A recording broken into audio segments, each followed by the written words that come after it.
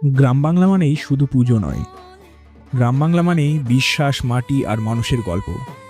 আজ আমরা জানবো এক এমন শিব পুজোর কথা যেখানে ধান বোনা হয় আর বাঘ খেলায় মেতে ওঠে গ্রাম।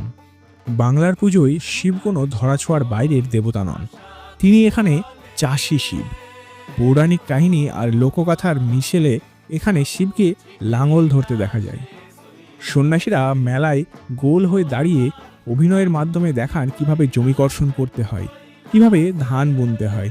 এটি আসলে বৃষ্টির আহ্বান এবং আসন্ন কৃষি মরশুমে সমৃদ্ধি কামনার এক প্রতীকী রূপ।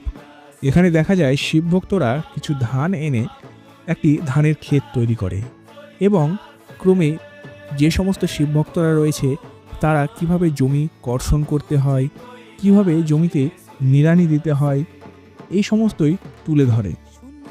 এবং এর মধ্যে অন্যতম এক রোমাঞ্চকর অংশ হলো বাঘ খেলা। একজন মানুষ নিজেকে বাঘের রূপে সাজিয়ে প্রকৃতির শক্তির আরাধনা করে। একসময় গ্রাম বাংলায় বন্য পশুর হাত থেকে ফসল ও জীবন রক্ষার জন্য এই ধরনের লোকনৃত্যের প্রচলন ছিল।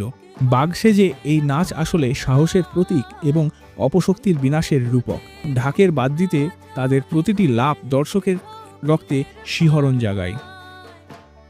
আধুনিকতার ভিড়ে আজ হয়তো লাঙল ধরা বা বাঘ খেলার জৌলুস কিছুটা কমেছে, কিন্তু গ্রাম বাংলার শিকড়ে এই সংস্কৃতি আজও অমলিন। এটি আমাদের মনে করিয়ে দেয় আমরা মাটির সন্তান, আর আমাদের উৎসবগুলো প্রকৃতির সাথে টিকে থাকার লড়াইয়ের এক সুন্দর উদযাপন। ভিডিওটি ভালো লাগলে চ্যানেলটি সাবস্ক্রাইব করে আমাদের পাশে থাকবেন। ধন্যবাদ।